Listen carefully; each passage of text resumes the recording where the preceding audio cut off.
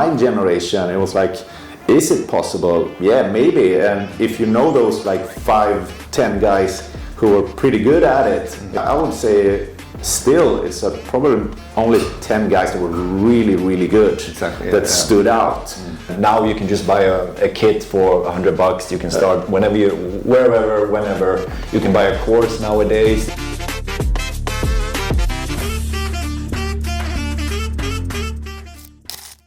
I'm here current in Gothenburg with Niki Norberg at Niki 23 GTR studio.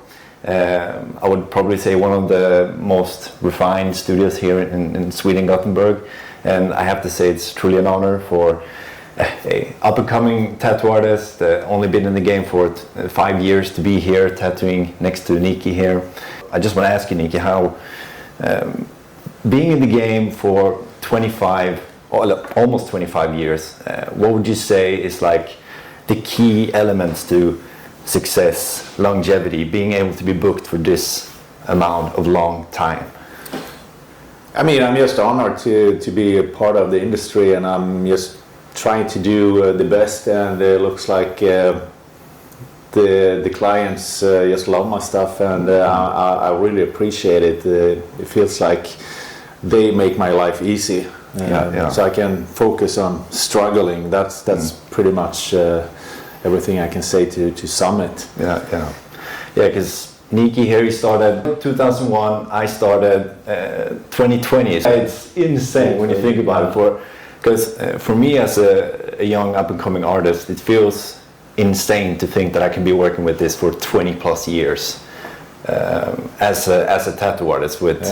The industry getting more difficult with clients, and the industry getting more saturated with tattoo artists and studios. We talked about this popping up everywhere, not only in Sweden but in the entire world. I feel like it's getting more saturated. What would you say is like one of the key elements to standing out, or in the way that I need to have my style or anything like that? I just saw the opportunity of, okay, here is a profession, or at least I thought that could be a profession. I saw that, okay, if you can do like solid black and you see the scales of gray all the way down to like white, to simplify it, I was like, if I can control that, maybe I can do something realistic. That was when I started, and I saw back then, this is pretty much when like internet started to become something. You still needed to know exactly what to look for. You couldn't search on Google. You had to really know what you were searching for. You had to have a name or a studio or whatever. And I know what I thought was like, this is hyper realism. I was like, shit, this is crazy. And those people, they can control the gray wash. So I was like, if I could figure out how to do like control my gray, then I could do something realistic. So that's what I started with, and I was sitting at home with nothing, I had some tattoo artists that I really looked up to, and I don't know where they got their inspiration from or whatever, but for me it was like, I just know that it could be possible to do something, and from there on I just try to level up, try to figure out the technique and everything. So I was pretty much working only with my own tattoos. I didn't know any tattoo. I know one tattoo artist, but I didn't dare to ask him. I know how much he struggled to get where he was. So out of respect, I didn't want to make shortcuts. So, but then of course he told me that you could have asked me anytime. It's like, but okay, thank you. But I didn't, and I think I was one of many tattoo artists that saw the same opportunity that you could do something realistic. And then we had like a big help from Miami Ink and those shows that came around. The tattoos get more popular by like normal people. So I had clients already from the beginning, just coming up to me, like it was friends and friends of friends and so on. And I just learn everything, and then I felt I started to get good. But it's like everyone told me, oh, you're good at what you're doing and everything, and I thought, yeah, they're just being nice to me. I mean, what do they know? Okay, they can see what it is, but I'm thinking about techniques and everything, and I needed to have some feedback from professional artists. So I reached out to one girl here in my city that had a very good reputation. She was like one of the best, I would say, in Europe. So I reached out to her and see what she think of my work, because I understand she's like super honest, and maybe she tell you things you don't like to hear, but I'm up for it. I need to be criticized. And she was like, I called her, can I send you some picture? You tell me what you see, and I need some feedback. And she was like, yeah, sure. Day after, they were like, I'm the studio. It's like, when can you start? I was like, no, I don't want to start. But from there on, then my professional career started. So I was like a scratcher sitting home, only tattooing my friends and their friends.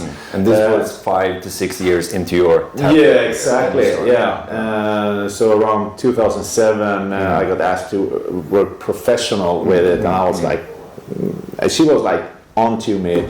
Like, you should really try. And I think after 3 months, I was like, okay, I do it. But it took another 3 months before I started at the studio. Okay. So I started there, and she booked like 2 weeks of clients for me. And I was like, okay. She said, work 2 weeks, take vacation 1 week, and then you decide. And first day I was there working, I was like, shit, this is what I'm about to do. So from there on, I just saw opportunities, and I went my own way, but with the inspiration of everyone else. I never tried to replicate someone's style. I always had my own thoughts of, where I wanted to go. Of course, I looked at tattoos, but because I work with realistic stuff, most of the time I just look at realistic stuff and see what I can do with it. I have my canvas, and what can I do with this on the canvas? I try to have no limits, so that became a style that became the style I have. And I still have a hard time understanding that I actually have a style.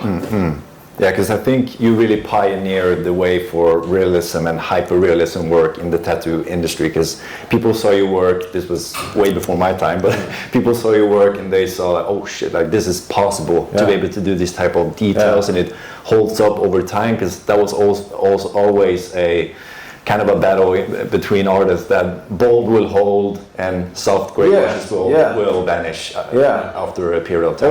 I would say most of the tattoo artists, they always look at me when I started becoming a professional, and looked at my work, and I was like, that's not the way to do it. And I was like, I feel good about it. I know one time that I was like, when too many tattoo artists, they've been working in the game for a long time, way longer than me, and I was like, maybe I need to speed up. Maybe I need to push harder. Maybe I need to change a little bit. And I did that.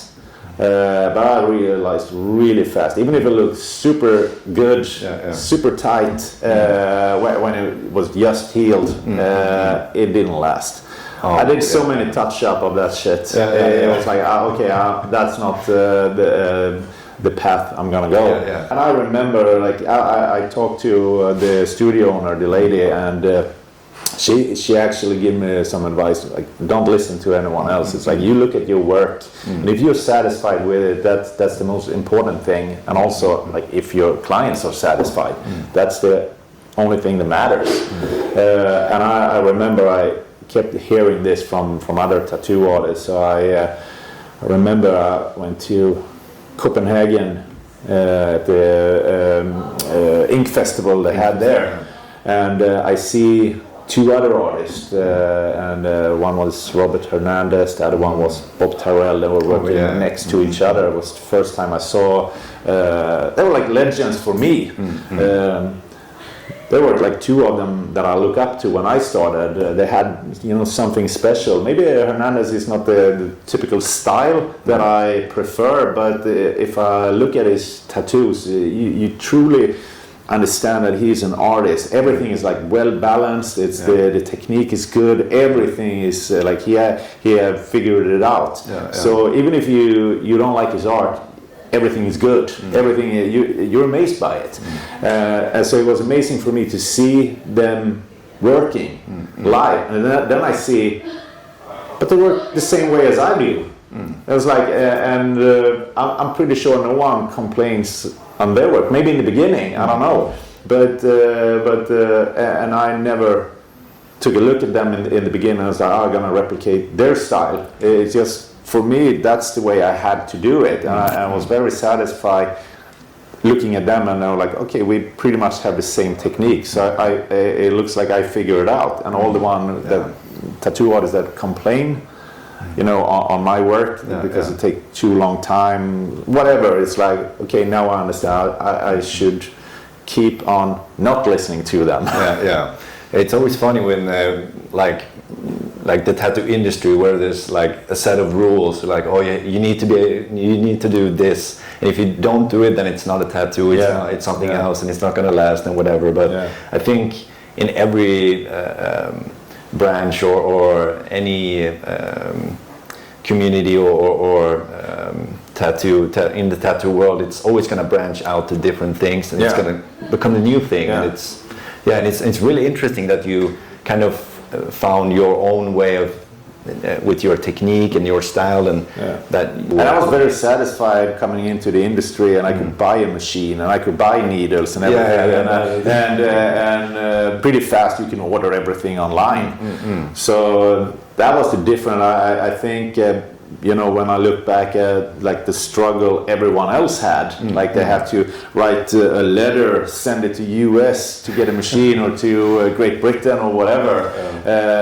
They get all these things. They had to understand how a machine was built. They had to make their own needles and everything. So I thought by that time I could focus on tattooing. But for me, it's I know that it's like, you should know how to make your needles. You should know how to make your own machines and everything. I'm glad that I understand the machine, because it makes me easier to maintain them by myself, so they work. But to make them or the needles, it's like it's asking a chef to make their own knives, or a hairdresser to make their own scissors. It's like no one does it. No. So and today, if I look at it, like in the new generation of tattoo artists, you can go back like 10, 15 years ago. Then internet exploded with like social media, especially Instagram. Back in 2011-12, that was a big change, I think, for the tattoo industry. That all the newcomers, they thought that when they took a look at it, it was like, oh shit, this is easy. There's a lot of tattoo artists that do like great work, and so when I look at them, they didn't have to think. They was like, oh, it's possible. So when I started along with everyone else of my generation, it was like, is it possible? Yeah, maybe. And if you know those like 5-10 guys who were pretty good at it, it was because I would say in the beginning of 2000, end of 90s, there were like, I would say still it's probably only 10 guys that were really, really good, that stood out. Of course, there were other great artists, but the one that stood out.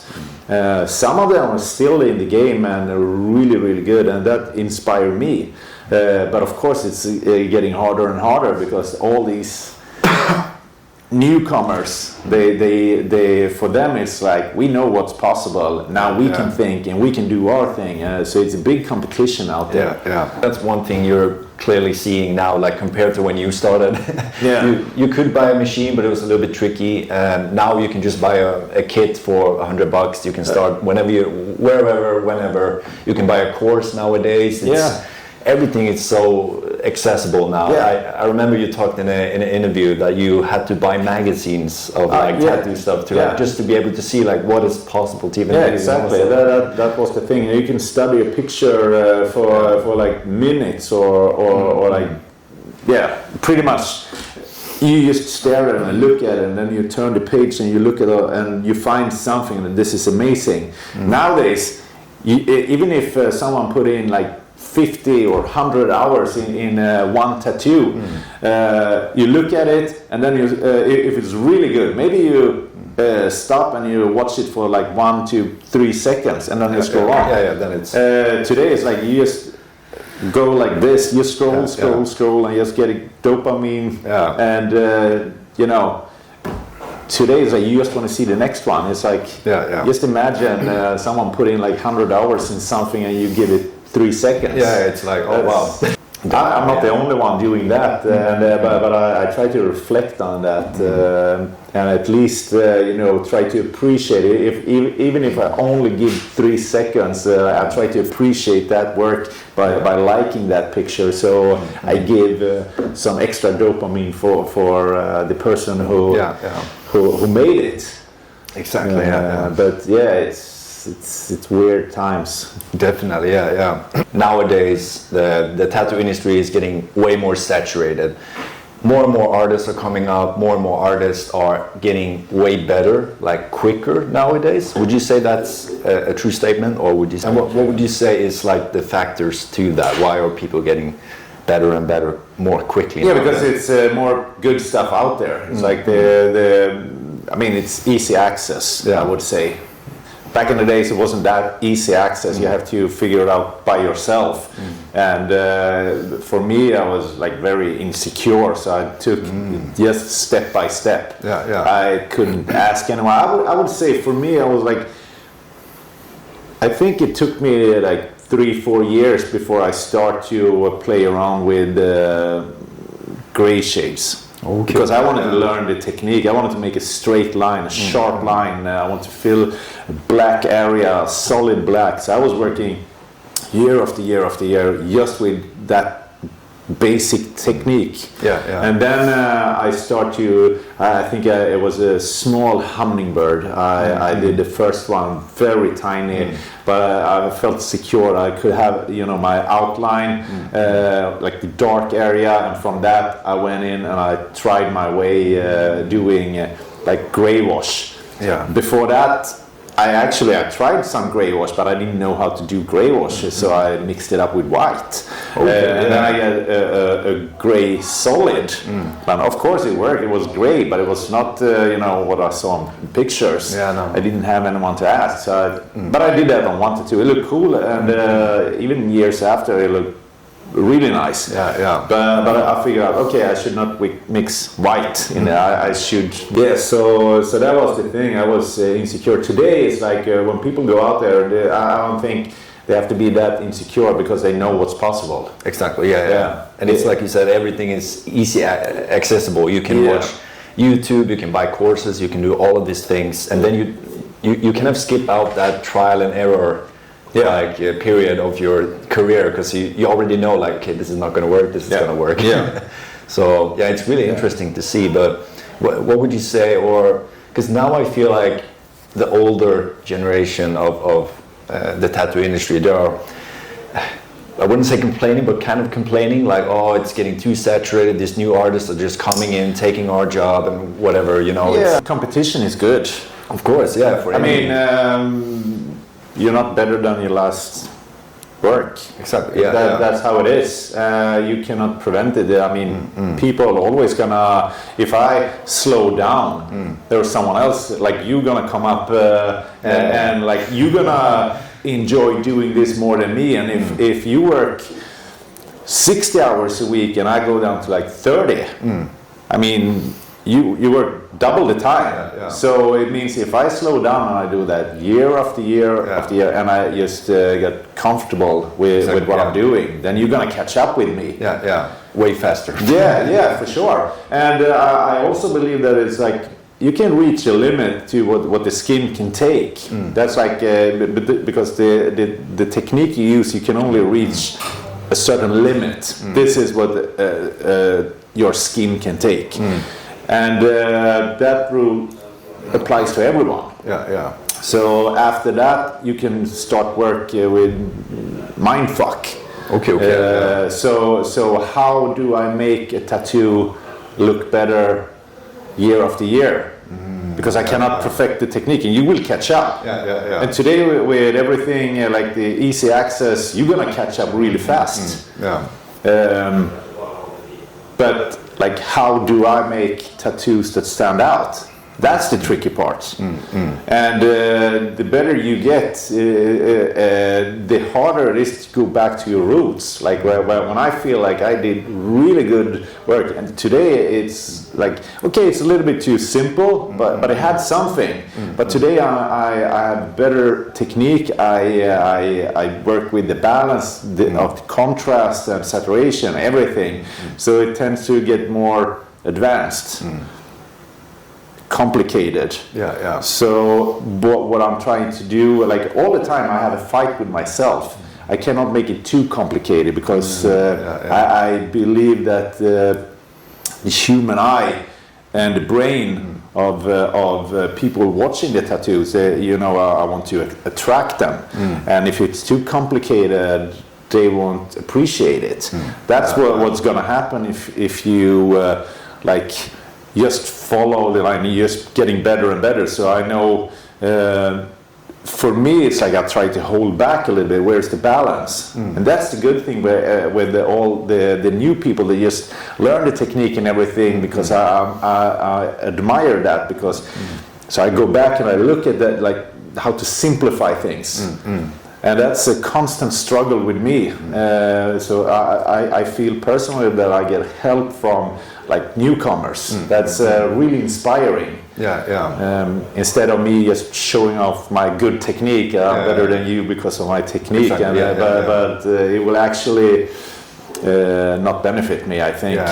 So for me, it's like I've been tattooing for 24 years now. I love it more than ever. I appreciate it every day. And I see myself, even after I'm retired, I'm gonna keep on tattooing. This is like the peak of joy in my career so far, I would say. And you told me a couple of days ago that the last 2 years was like the most fun or most enjoyable time you've had tattooing, and then it comes down to this experiencing phase and this phase of constant learning, or would you say that? It is. I mean, I feel that I know the technique. I think it's very good to have a good technique, but I need to find a balance. Some technique, actually, I'm a little bit rough when it comes to some parts, because it needs to be rough to get that artist feeling instead of like a robot. You can make the perfect tattoo, but you lose the feeling of the art.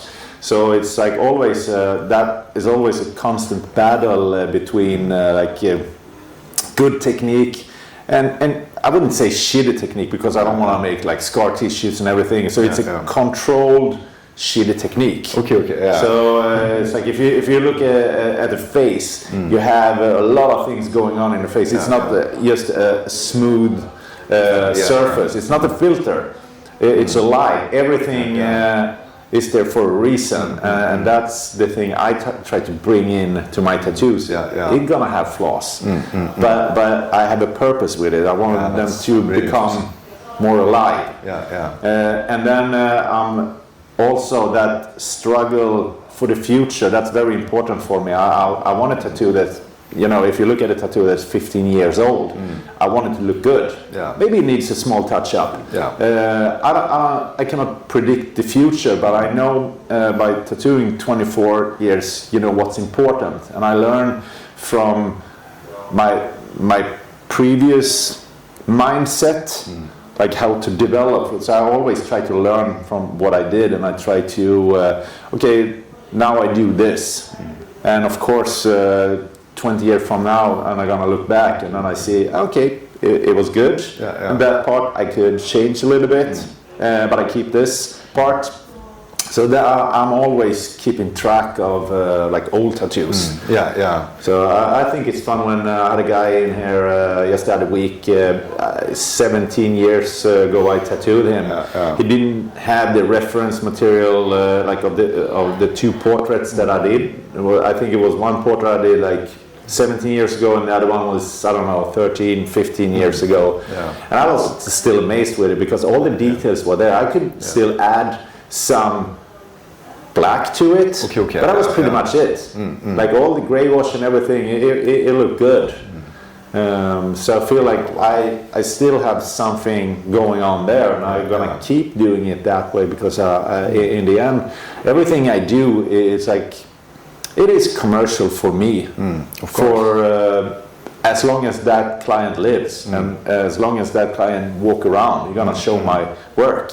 And I think if I do a good job, people are gonna appreciate it, and maybe there is a chance that I'm gonna tattoo that person. Exactly. So that's I'm just trying to keep like a good reputation, and I think the art speaks for itself. But the better I work with the technique and everything, the better it will last, and I'm trying to find the balance and everything. And I think that is one thing.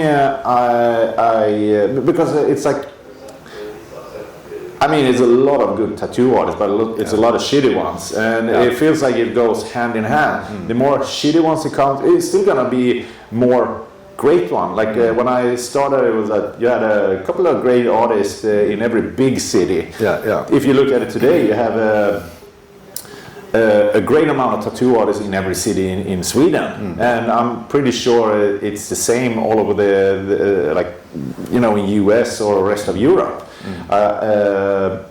So that's where we are today. It's like we have a lot of, you know, a big bunch of great artists in every city. I do believe the competition and everything that people get stressed out nowadays. It feels a little bit like okay, I need to do it cheaper, I need to do it bigger, I need to do it faster because I make it cheaper, and then you lower the quality.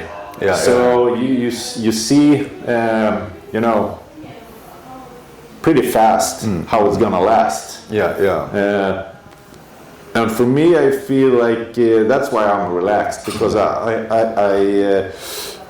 I keep on working with that balance I always had, and I'm never stressed out of that. Even if it starts to stress me, I try to like, no, I need to work with that. So that I think that's what I have in what is that benefits me. I know there are plenty of good artists that keep doing you know, my way of thinking, and I love that because they I mean, they stay true to the art.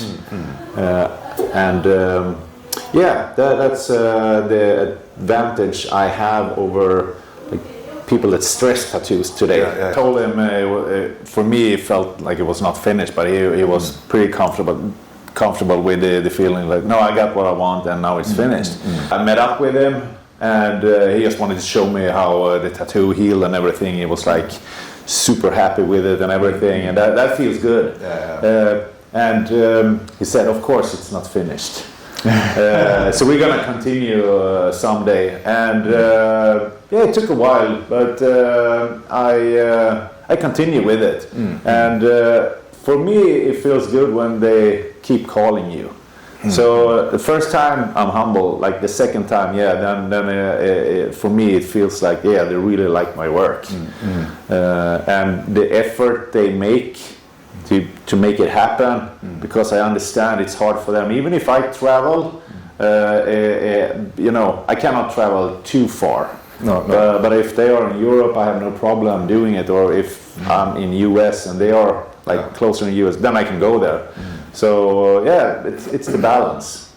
And I really love that they respect, you know, how I'm working. And I think that's also a thing that they truly respect you, because you set your boundaries. They're like, because I'm at my biggest level, if it's a soccer player, actor, rapper, or whatever, they're performing at a high level in their industry. But then they come to you and it's like, of course you're going to set boundaries and stuff like that, because you work at the highest level in your industry. And I think that's a really respectful way for them to see that, okay, this guy is the real deal, he's serious about this. But it's also interesting that you treat these to any client. Doesn't mean if it's an average Joe, exactly. I don't pick and choose. Try to do my best because they are a celebrity. I already do my best. Exactly. For everyone, I do my best. That's the kind of respect I can give all of my clients.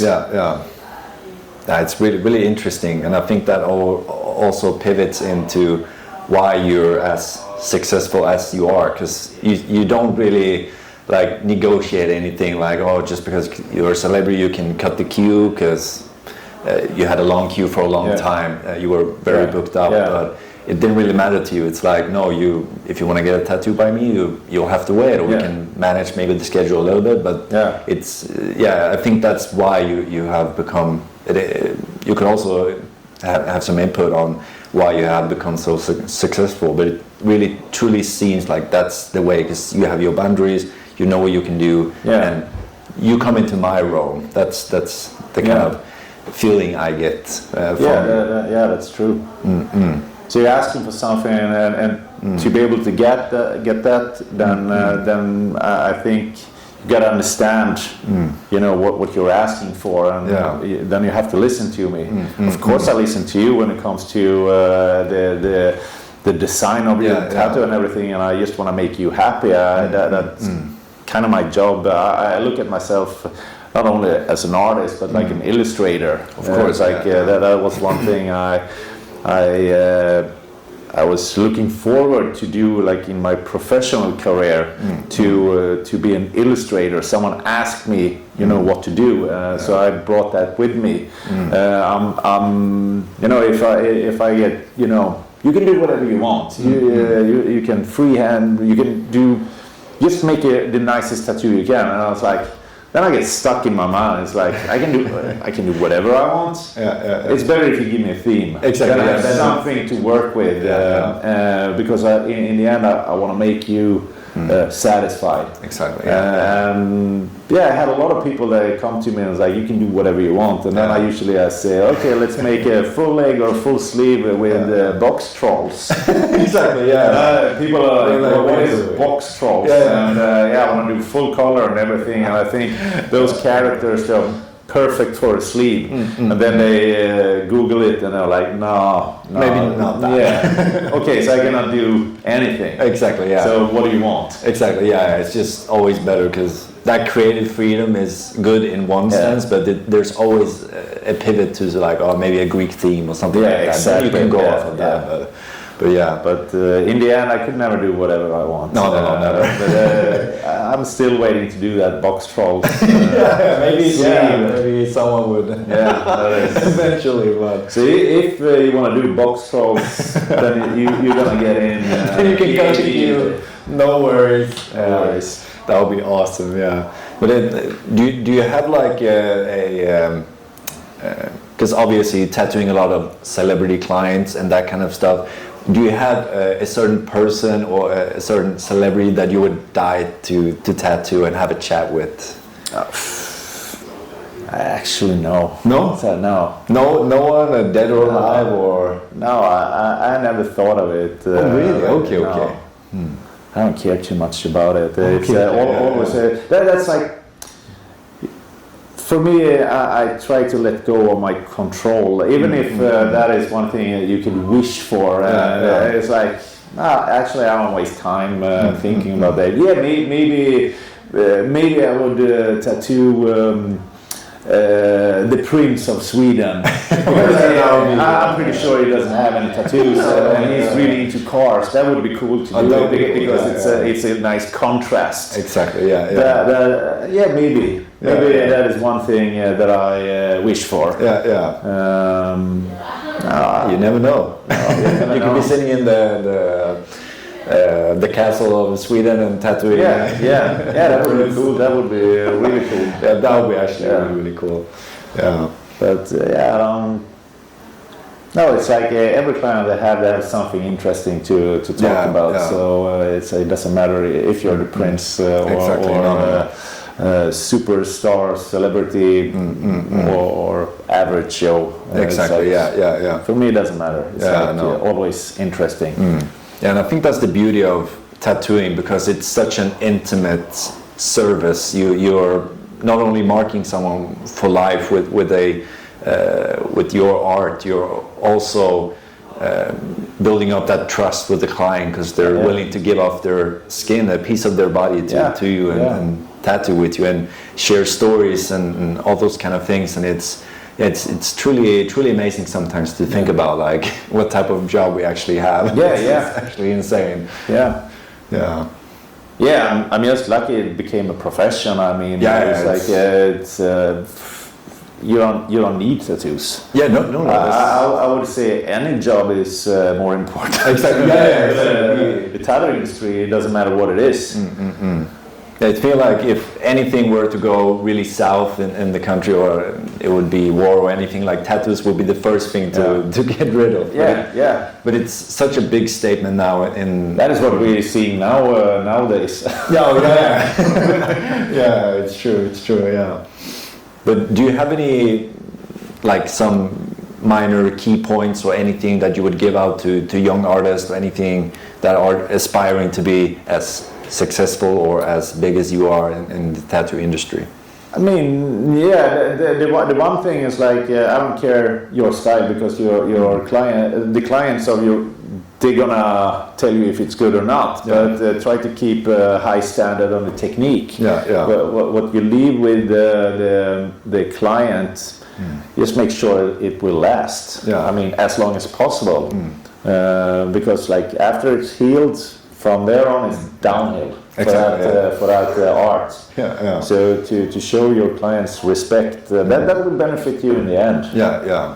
Exactly. So thinking about the fundamentals and just longevity of the tattoo aspect, just really trying to pinpoint and focus on that. I totally agree. I feel like instead of just chasing the next client, try to take care of the ones you have, and then they will keep coming back, and that will automatically make your life easier, because then you start to say, this client, I like him a lot, now I understand him. So it's going to become easier for you to tattoo him. Exactly. So everything is gonna, it's like one step at a time, and eventually you're gonna have that balance. Exactly, because you also build that trust with clients. Maybe in the beginning they're like, I want to do something small, or maybe like a half sleeve or something. But then as you start to connect more and you build up that trust, eventually they're like, you can do whatever you want. Exactly. And that I noticed, like in the beginning I was just making, this is a perfect tattoo for you, and I'm gonna make it the best I can.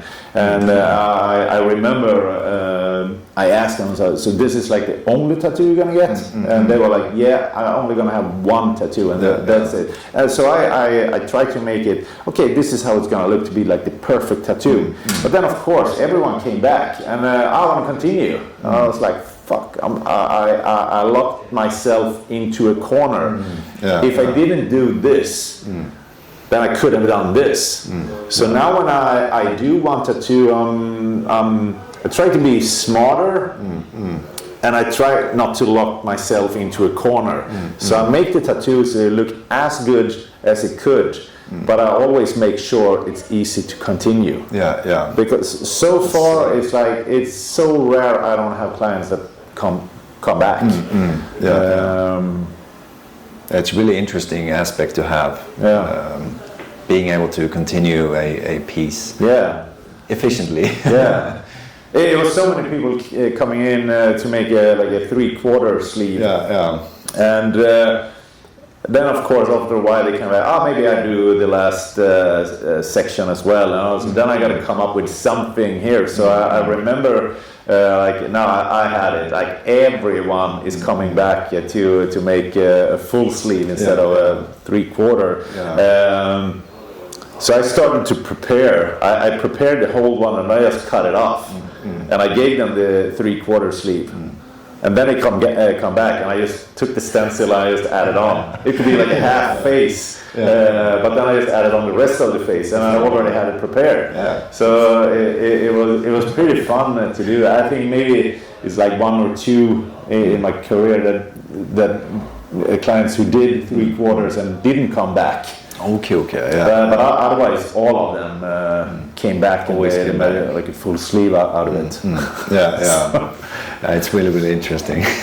So never lock yourself into a corner. No, definitely no. And always with the constant developing and always constant learning. I think that's such a huge aspect of longevity. Being able to be fully booked for 20 plus years tattooing, and we're seeing it more and more, like people are struggling more with the social media aspect of tattooing, the marketing aspect and everything, and being in the industry for 25 or almost 25 years now, how would you say that the tattoo industry would look in 10 years from now? I feel like every step we go, I was like, okay, why didn't we have this before? Why didn't they invent this before? Now it's perfect.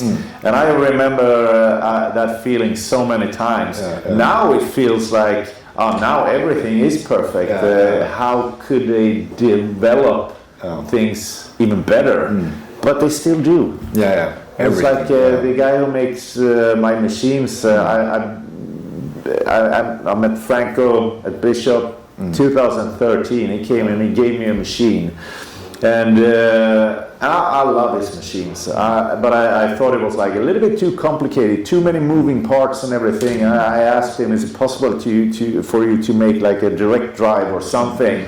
And he made one, and he was like, "Hey Niki, you want to try this one out? I have like 3 samples of this new rotor machine. I want you to try it out." And I tried it out, and I was like, "Shit, this is amazing. This is what I'm looking for." It was still a little unbalanced and everything, but it was still better than everything I used. So I was like, Franco, I'm keeping this one. I'm taking it back to Sweden. And he was just laughing. He was like, okay. So I guess I have one, and then the third one I can let other great tattooists borrow. And so he's been giving me like prototypes since then. And every time he come out with a prototype, it's like, this is the next level. Maybe I don't like the style of it in the beginning or whatever, but he thinks of everything. He thinks of, just the mindset he have, and that's the good thing, because he also know how to tattoo. And he's a good tattoo artist, and he's a humble guy, and he knows what the industry needs, and he just keep inventing things. So I'm full respect to guys like him that bringing the industry forward, so I can just keep on tattooing. And I'm always amazed of what they're gonna come up with next, because they keep doing it. Now with AI and everything. That's the next level as a tool. So you're not one of those OG tattooers that are like against evolution of the industry. They're like, no, it has to stay this way. No, I mean, when I got in, I already had screens, like computer tablets, and actually I had a screen where I was drawing my stencils and everything from the beginning. I learned Adobe Photoshop, and in the beginning, like in the 90s, you had Corel Photoshop and you had Adobe Photoshop. And then I was working between them.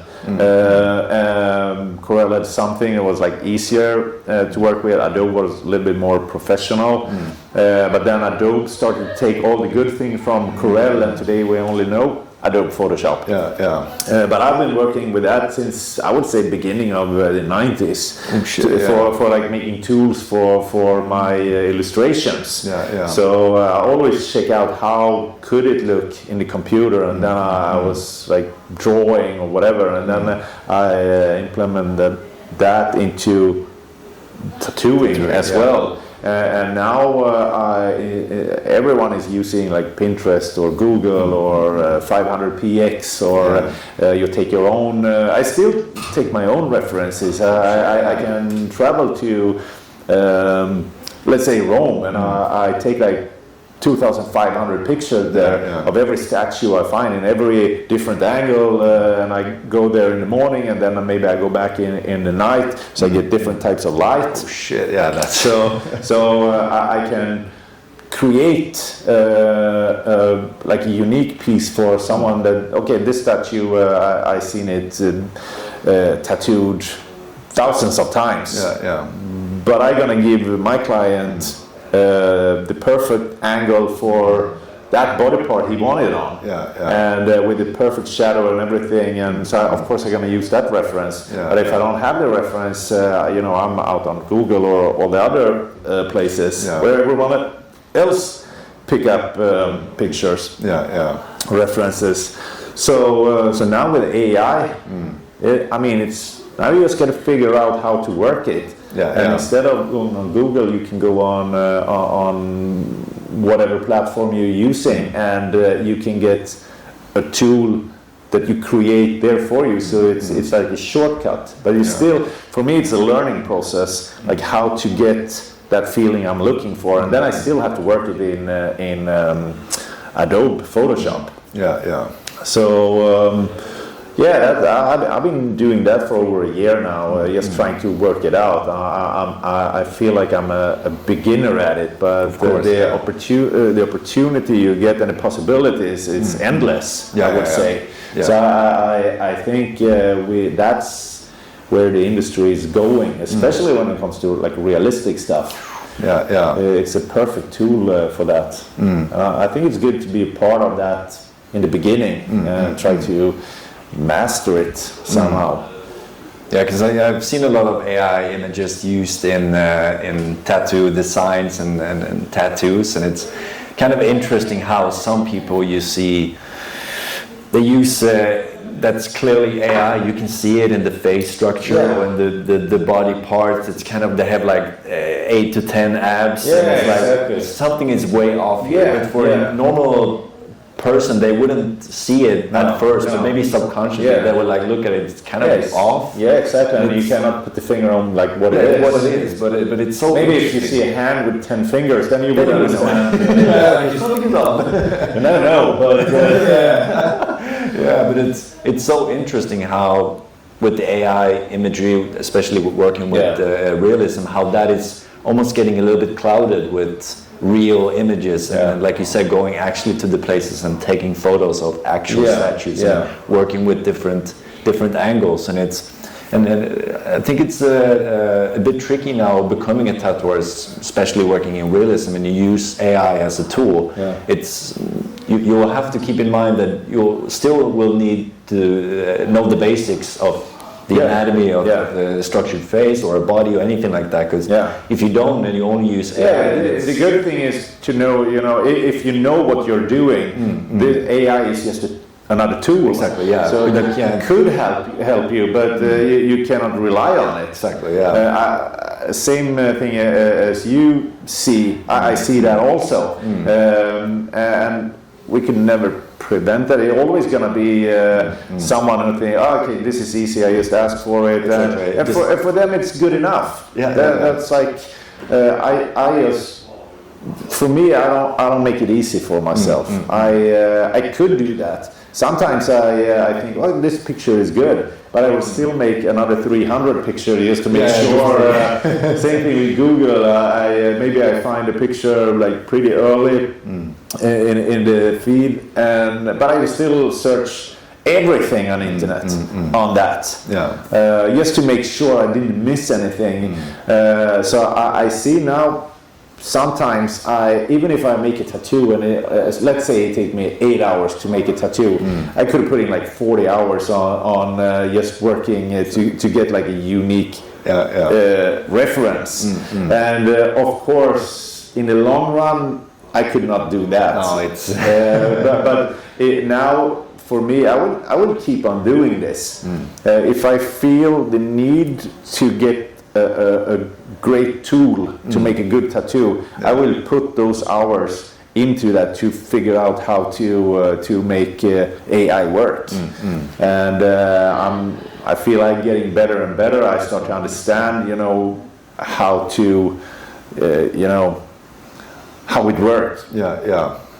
So now I have my shortcuts to get whatever I want, and they also developing like all the time. Yeah, it's getting. So I'm thinking like if I don't do this and I wait until it's perfect, then I'm gonna miss out on so many things. So it's gonna be hard for me to learn that. I remember like when Instagram was around, it was pretty easy. You had a picture, you liked it, you had a wall, 9 picture or 12 picture or whatever, and then you had your own. Feed and your own albums. Yeah. Today, if you get Instagram, it's like a million things to cope with. So it's like more advanced. I think that is probably what happened with the early social media. What I don't remember the name of that. Before Facebook, the MySpace era. MySpace. That was it. So what I understand, it was pretty easy in the beginning. And when I started to look into that, it was pretty much already over. What Facebook came around, and it just took over because Facebook was easy. MySpace got too complicated. Everyone I know was using it. It was like, no, it's too complicated. They hated it. It was still a good platform for them, but it felt like it died overnight. They got too complicated.